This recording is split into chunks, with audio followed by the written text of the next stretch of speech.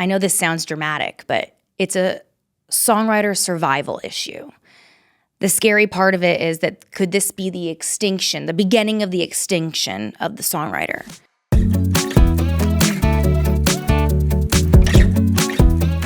Hey everybody, welcome back to What's Mine is Yours. This is the second solo episode of this season that I'm doing for you guys. And what I really like about these ones is we get to cover various topics that are kind of like popping off in the industry right now. Some of them are controversial, some of them aren't. And the thing about these ones is I have to come with a little bit more notes. So if you're listening, you don't have to worry about it. If you're watching, you're going to notice I'm going to look down a bit because there are some facts that I don't want to mess up. It would be bad for me, it'd be bad for you. Then you're not getting the right information. But before we get started, I kind of want to go over lightly what we're going to be talking about. So last episode, we discussed a lot about, or last solo episode, we discussed a lot about AI, and the topic is back, and what companies like Spotify are doing about it. We're now dealing with music publishers getting into lawsuits with AI companies. We're going to be talking about some good news about Ella Langley, which I'm sure a lot of people have already heard about. We're going to be talking about concert ticket pricing, resurgence of 90s country music, which is amazing because it's my favorite time of country music. And we're even going to be talking about some more politically charged things because it is what it is right now. I think it's more polarizing than ever coming into the entertainment industry, which isn't shocking, but it's just more so than ever. At the end of the day, there's a theme around this episode, and it's kind of power. Who has it? Who doesn't? Who's trying to fight for it back? So let's get into it. And the first topic is we're going back to AI, and it's with Spotify. So they are now, I guess, recognizing that AI impersonation is becoming a problem in the industry. I don't know why this is all of a sudden now they're wanting to act on it. I mean, don't get me wrong, I'm really excited that Spotify is recognizing that we actually have an issue with AI. And the last time I talked about this, it was about, I don't even really remember the artist's name because it's an AI artist and I could really care less. But the problem is it was kind of infringing on other artists' sounds, kind of like a Chris Stapleton or other things. And the argument is like, who gets paid? Like who owns these sounds? Is it the company that created the AI? Is it the person who created the prompt? Is it the names that someone put into the prompt? And so now Spotify is saying, okay, I think we have a legitimate problem, which I'm very happy to hear. But I also want to point out a problem that I have with Spotify and future people that are going to say something about this. It's not like AI has just now entered the chat. Like it's been a problem that we have seen coming for a while. So I just wonder why the proactiveness wasn't potentially there prior to the fallout. I mean, it's kind of like a natural disaster. You're told that it's going to happen, it's going to happen, it's going to happen. And then so you take precautions so that obviously there's going to be an aftermath regardless of the natural disaster. But if you take the precautions before the natural disaster, maybe the cleanup isn't as bad. And I kind of feel like now, people are going, oh, wait, people are mad. Artists are mad. Music industry's mad. And now all of a sudden they want to do something about it to kind of backtrack on the mess. And the thing is like, great. I'm really glad to see it. And I hope to see more of it from more companies as big as Spotify because it is a danger to the music industry as a whole, in my opinion, especially for artists. And I think Spotify is trying to clean up the flood. I think there's a lot that's happened, and now they're like, okay, we kind of have to start listening. We have to do something about it. And why this matters in country music specifically, I think it matters in all genres, don't get me wrong. But country music specifically, country's built on identity. It's built on voice. It's built on authenticity. So if AI can replicate Morgan Wallen's tone or Lainey Wilson's rasp, then what happens to trust? And I think specifically in country music, in general, trust really matters. I think the human connection from listener to artist is huge. So Spotify, while I will not call it proactive, I think that I'm glad they're being active about it in general. And I hope others follow suit when it comes to that. But let's be honest, this is just the beginning of a way bigger issue, because unfortunately the issue already went so far in one direction without anyone doing anything about it that now you have a lot to clean up and a lot to happen. And the scarcity of the music industry as a whole presents itself. And this is what leads to now another thing that's happening in the industry is music publishers are suing a company called Anthropic for alleged infringement on over 20,000 songs. So if you don't know what Anthropic is, it's a AI company. And music publishers are now suing this company for allegedly stealing over 20,000 songs and putting it into their AI models. And so that when someone types in, in a prompt to create a song, then they're pulling from those, alleged 20,000 songs. And that's how it's creating an original song. And at the end of the day, that is kind of what AI does in general. It's pulling from real things and it's creating something, like I keep saying in quotations, like new, okay? If you're just listening, you're not seeing I'm putting up air quotations, but new. And arguably it's not new, it's just pulling from things that already exist in the world. And that's the problem. They're seeking, from what I see here, statutory damages upwards of $3 billion. And this follows from a lawsuit back in 2023 that was roughly including 500 songs. And now the scale has obviously exploded and it's only going to get more. I mean, it's going to be more than 20,000 songs because that's exactly where this is leading. Once the floodgates open a little bit, it went from 500. Now it looks like to 20,000 songs they're arguing over. So the allegation that Anthropic trained AI models using copyrighted lyrics without authorization. So allegedly, okay, I'm going to be careful here, that they're taking things that already exist that are owned by other people and they're popping it into their program, and it's basically stealing music.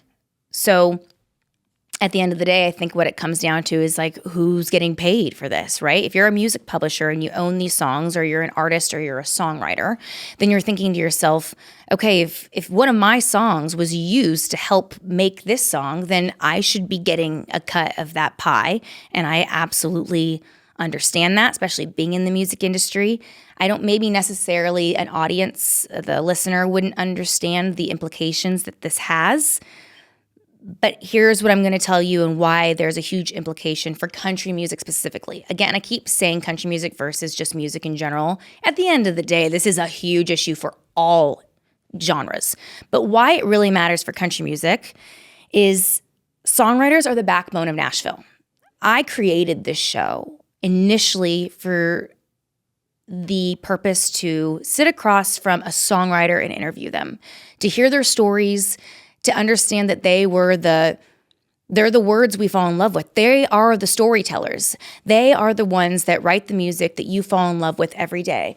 That song that you dance to with, your husband or your wife on your wedding day. That the song that ties you to maybe a first date with somebody, or a song about your dad or your mom. They're the storytellers.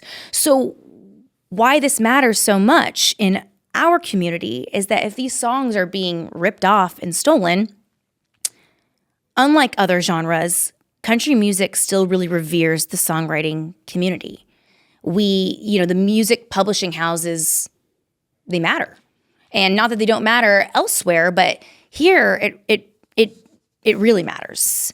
And if AI can scrap thousands of songs to train models without paying licensing fees, it's not just a tech issue. I know this sounds dramatic, but it's a songwriter survival issue. The scary part of it is that could this be the beginning of the extinction of the songwriter? So if we already have all of these songs, inputted into this program, and we can just type in anything and then it creates something, does the world need songwriters anymore? Now, I will say, being biased, that true art, like a songwriter, and true, the artistic thing that computer can never do, really will never go fully away. You can't really get rid of a songwriter. But it could pose a problem where songwriters don't want to do this anymore for a living, because what would be the point? If their work is just being stolen anyway and being inputted into these programs, and anyone can type in anything and it pops out something new, then what's the incentive for someone to want to do this as a job versus just as a hobby? I think that's kind of where the problem persists. And obviously, I want the publishers to win big in these lawsuits. That's something that I want personally. And I think they will, but say they lose. Then the problem is we are going to see a massive devaluing of lyrical property. So who owns the lyrics?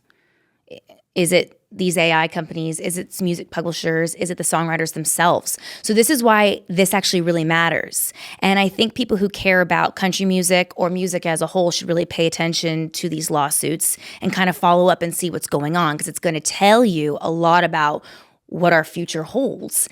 And I think I'm going to be paying attention to this big time, obviously because I'm in this industry, but because it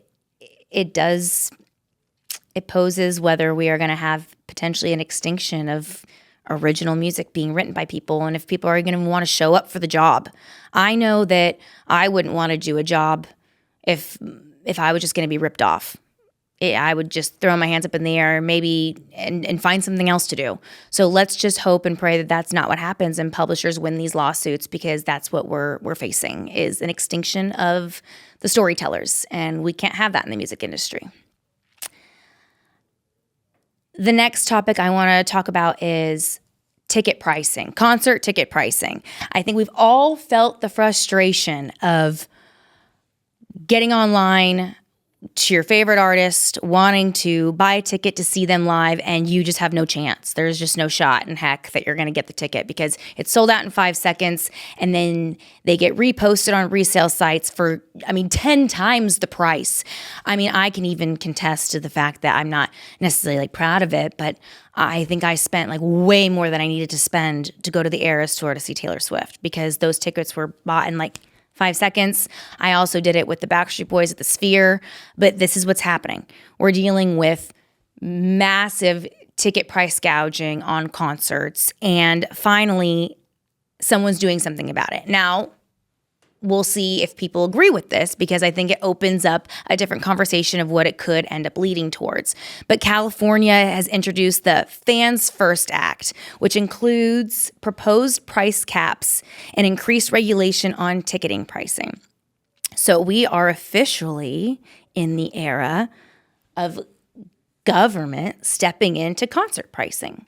So let's see what people think about this. I think something needs to be done about it. I like that someone's taking a stand for it. But at what cost, right? I think this kind of goes back to AI a little bit, totally a different conversation. But you let a little in, okay. So if you let a little government in, because a lot of people are opposed to right? This goes back to politics, which is big government, small government. Okay, so if we let a little bit of government into regulating this, then does the door swing open for way more and more government to start controlling different elements of the music industry? So it starts at concert pricing. Does it go further than that? I don't know.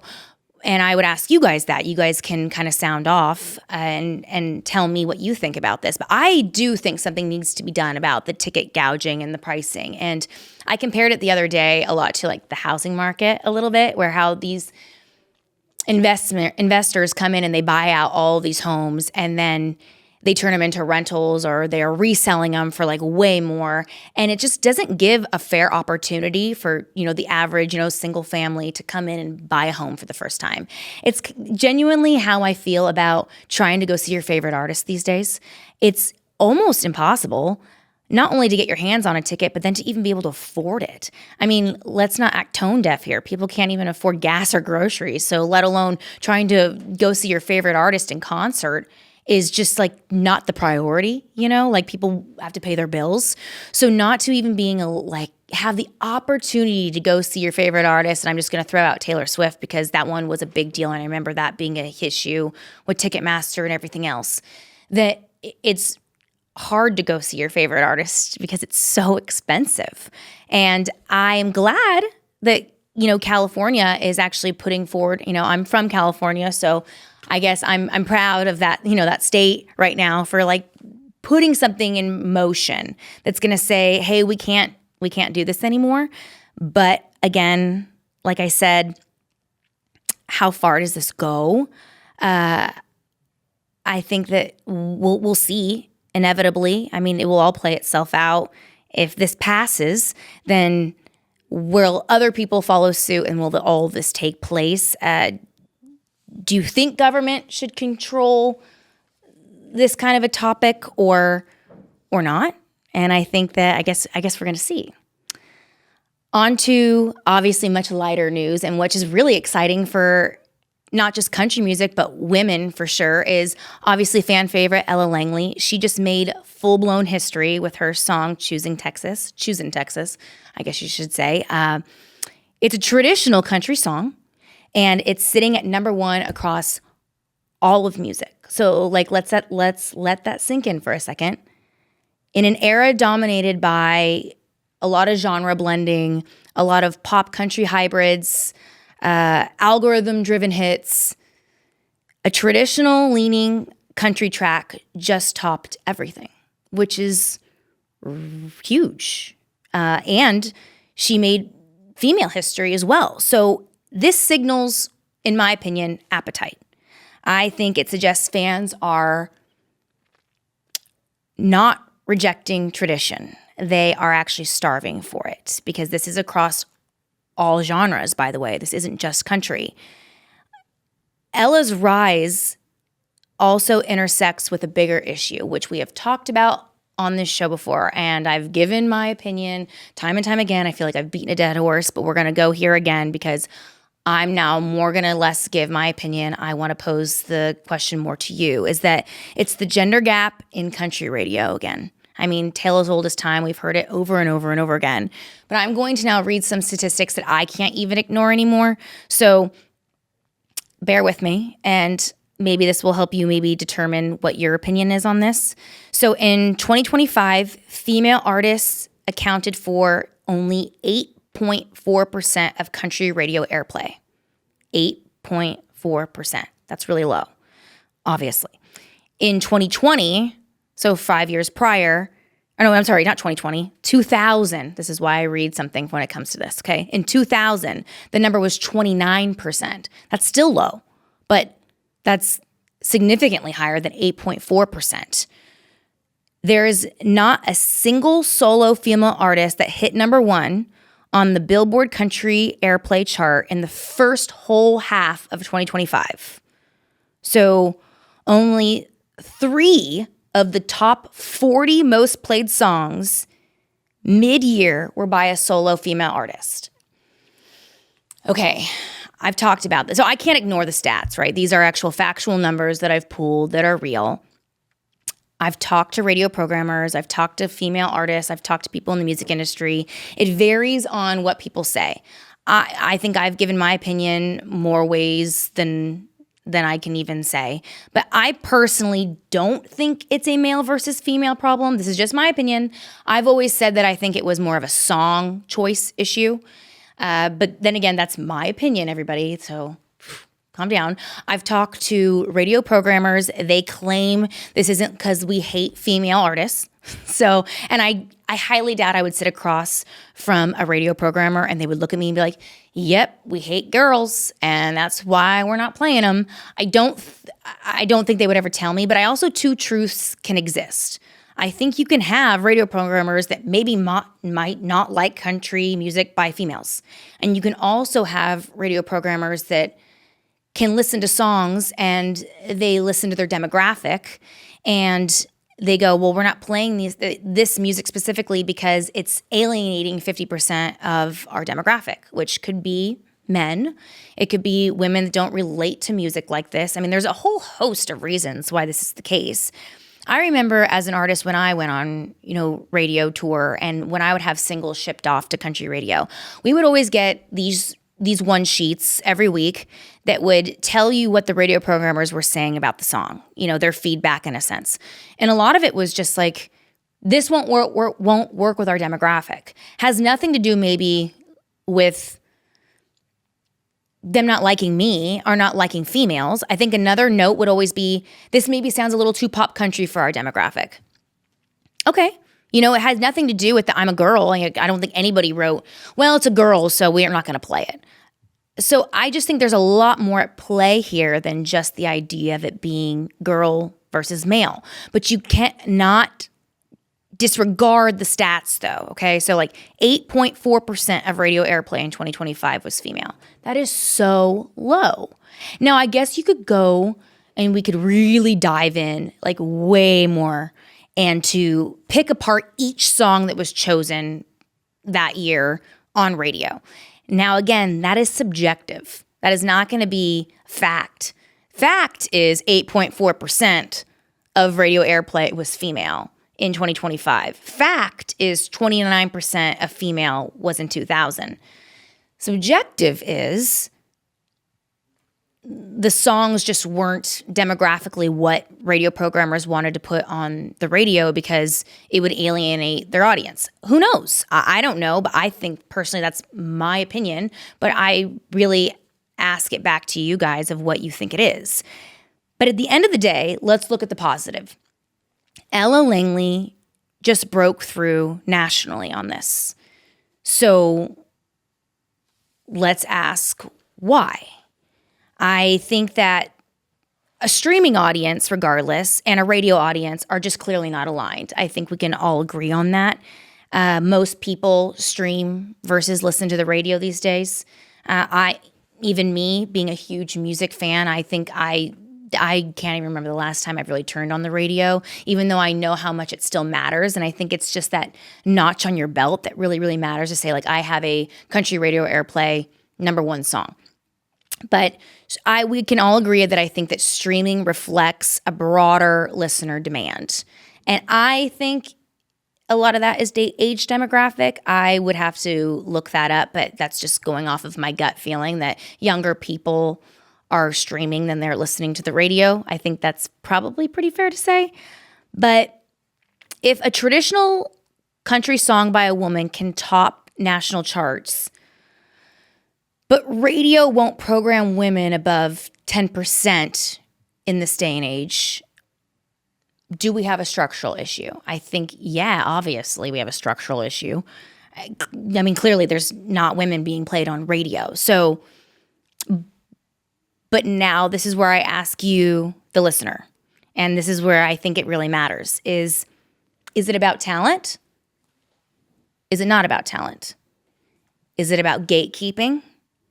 Is it not about gatekeeping? Obviously, I have my opinion, but it's just mine. I would be way more interested now and to hear what others' opinions are. And I really want you to look at that realistically. I want you to try and pull your bias out. If you're a girl, try and pull your bias out of it. Obviously they hate women. Let's really, really think. Let's try and compare music maybe from the late 90s, early 2000s to music today. And let's try and really decipher, do we think this is a male versus female problem with radio programmers? Or do we think this is a gatekeeping, which is a gatekeeping issue? Or do we think that it's I hate to use the word talent issue because I don't think that's fair. We have so many talented women right now. But arguably people would say we had more talented females in the late 90s, early 2000s. So I just think, what do you think? I know what I think, but I would love to know what you think.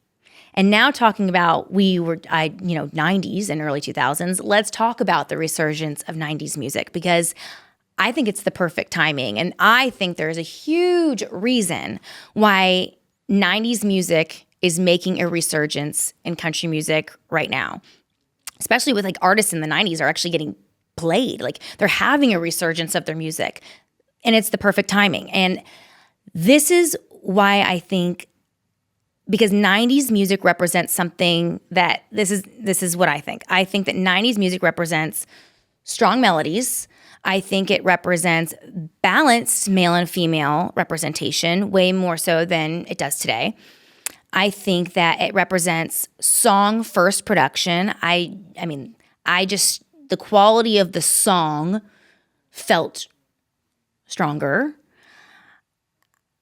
I think artists today are pulling clearly a lot from this era. I mean, I think it's obvious in the music that's being pulled out. Even, I mean, for instance, like an Ella Langley, like Luke Combs, like a Lainey Wilson, you hear a lot of that 90s feel inside of their music. Because I just don't think that the 90s were just commercially dominant. I think they were culturally cohesive. And that matters. So maybe this resurgence isn't just about nostalgia. I mean, we are living in the land of nostalgia, right? We open up our Instagram or TikTok and you see all these videos that are talking about nostalgia and how people are craving it, which I do believe that's true. But maybe this resurgence isn't about nostalgia. Maybe it's about correction. And why I say that is because I think we can dabble so far into something else. We went so far the other direction that maybe because it was new, it was exciting, it was fresh. And then you can go so far and then you can blink and you can go, oh my gosh, I don't even recognize where I am anymore. And that's kind of what I feel country music was doing. I think it went so far a different direction that we all blinked. We were all excited and then we blinked and we opened our eyes and we were like, where am I? I don't even recognize this genre anymore. And now, don't get me wrong, I think history repeats itself. So it's going to repeat itself again. I think we are correcting right now what we went so far the other direction going towards. But at what point will we correct it? And I say correct it subjectively. Some people don't think it needs correction at all, but it feels like there is more of a correction. Reverting back to what feels more like country, people say. But how many years go by where we've now gone back and then history will repeat itself again, where then it will then find its way now inching towards a different direction. I mean, this is just tale as old as time. It will always do that. History will repeat itself. But as of right now, we are in the resurgence of 90s country music, and I, for one, love it. So I can't wait to hear more of it. Now, the Grammys just happened, and I think it's overall not that entertaining to talk about, but I would like to just do a quick little recap on it because I think there is an important thing to say about the Grammys. Country had its moments, as it always does, but very minimally, right? I mean, we're so used to it at this point. But once again, the broader industry conversation just felt fragmented. And I think that a lot of this, at the end of the day, whether you like it or not, is country music is affiliated politically on one side of the aisle. Whether that's true or not, as a whole, it just is. It's affiliated one way. And networks like ABC and NBC, we all know, are also affiliated on one side of the aisle. So I personally think that country music has always been blatantly ignored and shafted on these shows just because if they broadcast more of country music, then does that mean these networks are now affiliating themselves on the other political side of the aisle? And I think it's obvious. I think we all know where these networks lie versus where the majority of people think country music lies. And I just genuinely think that's why we're always so overlooked as a whole. No matter how popular country music has become, it will always be overlooked. At the end of the day, award shows are struggling with relevance anyway. So I talked about this on the last solo episode. the numbers are down, viewership's down. I genuinely think award shows exist now out of pure tradition. I think it's this idea that they've always been around, so we have to keep doing them. I don't even think it's necessarily because it's a level of importance, or I don't think it's even moving the needle with people. I really don't, because that's how low the viewership is. I genuinely believe award shows are out of tradition, and tradition's fine. I like tradition. I love turning on the Grammys or the CMA Awards or the MTV Music Awards. I love it. I think they're fun to watch, regardless of how you feel about them or not. I just think that this is why country music as a whole was kind of shafted, is just affiliation and where they lie on a political scale. And no matter how big country music gets, because here's one thing that is not changing about country music, and this is what exists. Commercially, it's massive. Culturally, it's more polarizing than ever now. But industry-wise, it's always underestimated, which I think is just insane, because we see the numbers. We see that country has some of the biggest impact now because it's so genre blending, and it's huge. I mean, just look at concerts. I mean, you just can't deny. I mean, again, I will go back. Ella Langley is number one across all genres now.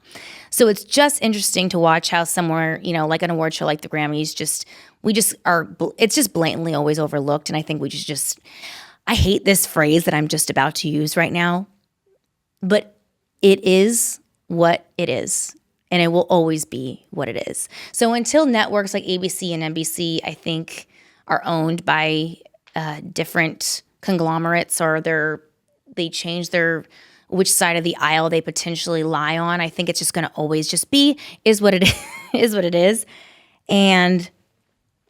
But make no mistake, country music is just continuously getting bigger and bigger and bigger, and I think everybody recognizes it.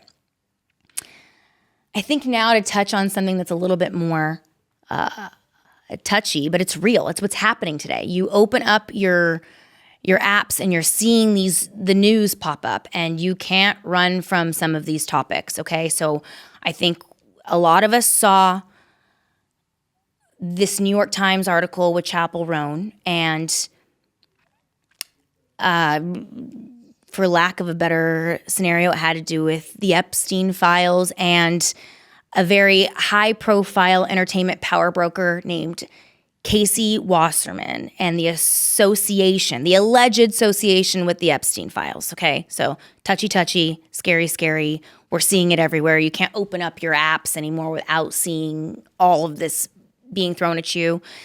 But what it's done is it's reignited scrutiny around leadership in entertainment.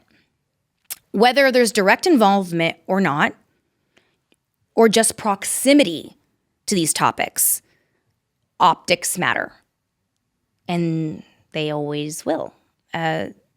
We're in an era where audiences are questioning institutions as a whole. I mean, it's at the touch of our fingertips. Like I said, we open up our phones, it's all right there.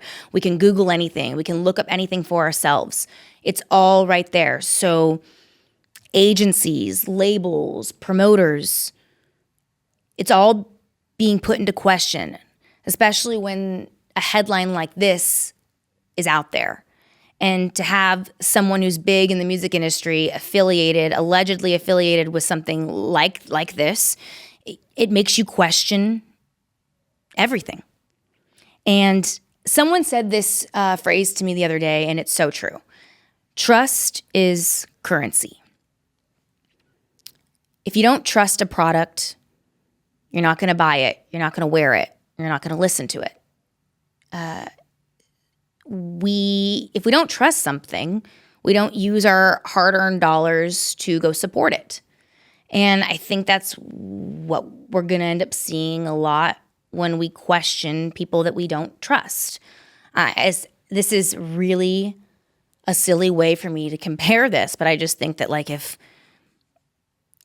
we heard that Charmin toilet paper no longer was wiping people's butts the same way it used to, then we're not going to buy Charmin toilet paper.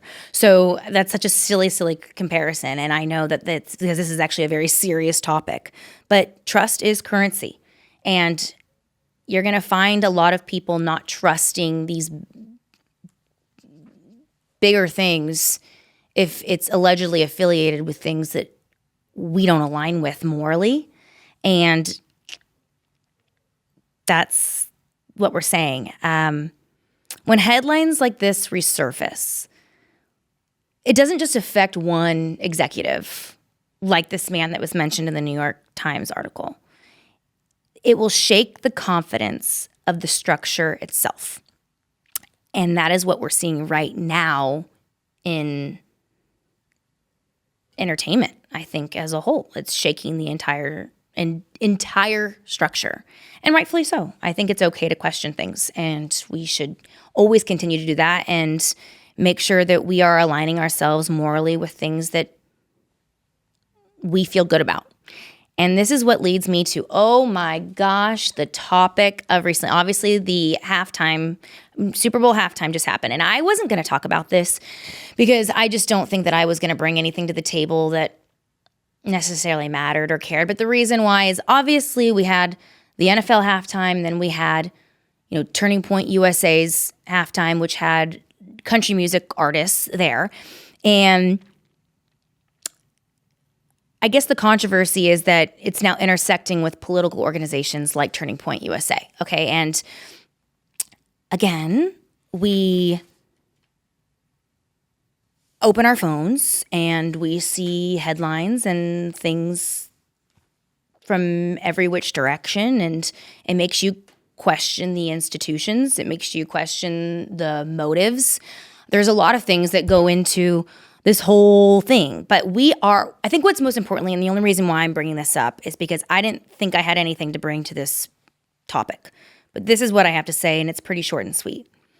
We are watching culture, politics, and music collide more openly than ever. I think it's always collided, but more so than ever, we are watching this every day just become very intersected at all times now. Country especially just sits in a very politically charged space. It just always has. I think when I was talking about the Grammys, it just always is affiliated in a certain way. And as far as I know, it always will be. But it sits in a very culturally charged space. And we are now in a very politically, socially charged world right now that the question isn't whether artists have political views. Of course they do. Everyone has political views. It's just, duh. You can't just imagine that these people don't have a feeling which way or the other about topics that are about politics.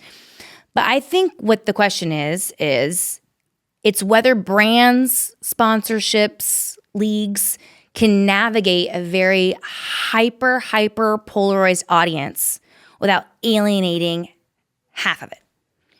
And this is where I look at the famous documentary with Michael Jordan when he talked about sneakers. And he said, like, someone asked him what his politics were. I might be misquoting this, but I think he says, Democrats and conservatives and Republicans, they all buy sneakers. And that's, I think, genuinely what's going on is that everything is so politically charged that you're now having to deal with brands and sponsorships, and you're having to worry about, okay, how many people are we alienating making these choices? So we are in a moment where every booking decision you make as an artist or as a brand feels like a statement. You can't do anything now without people feeling like you've just made a political statement, which I think is unfortunate. I think there are a lot of things in this world that we should be able to do, stages we should be able to take and sing whatever we want to sing without it having to make this massive political statement. But that is just where we are today, and we have to, as artists, as brands, as things you do have to be careful. Because like I said, trust is currency. So you make these decisions, and those decisions come at a price. And that depends on what the price is that you're willing to make when it comes to the decisions you make. So at the end of the day, what does all of this say about country music? I think that this says country music in 2026 is at a crossroads.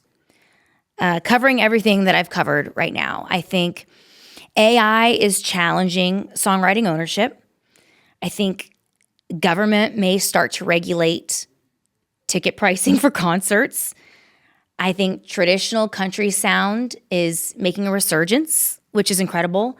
Whether I like to admit it or not, women are still fighting for radio equity. I think that will, think always be a problem, I think, at this point. But whether, and that's determining on why you think it's existing or not. And I think the industry's power structures are under massive public scrutiny from every direction. But you know what the positive is and what the constant is? The fans still decide. I think regardless of how you feel about all of these topics, the fans are still making a lot of the big decisions, and they are helping force change in many directions. I think they're streaming traditional country till it's number one now across all platforms. I think fans are demanding ticket price reform, which is great. I think they're questioning institutions, and I think all of that is really, really healthy. I think questioning these things is a natural part of human nature. So because of this, fans are engaged, which means the genre will keep evolving. And that's what we want. I think we want the music industry and country music and everything to always keep evolving. And at the end of the day, I think the entire point of our conversation today is country music is not shrinking. It's just restructuring. And we will see it time and time again. So I hope that you guys will interact with this episode a lot. This is what I want with these solo episodes. I want this to be an open discussion. Obviously, I don't have a guest here, so it isn't necessarily a conversation between me and somebody else. It's a conversation between me and you. So when you see these clips pop up on your socials, I want you to interact with them. Tell me what you guys think. And that will help these solo episodes go a long way. But I love doing these because it really gives me an opportunity not only to share my perspective of things, but it's to get yours. So thank you guys very much for listening to this today's episode, and we'll see you next time.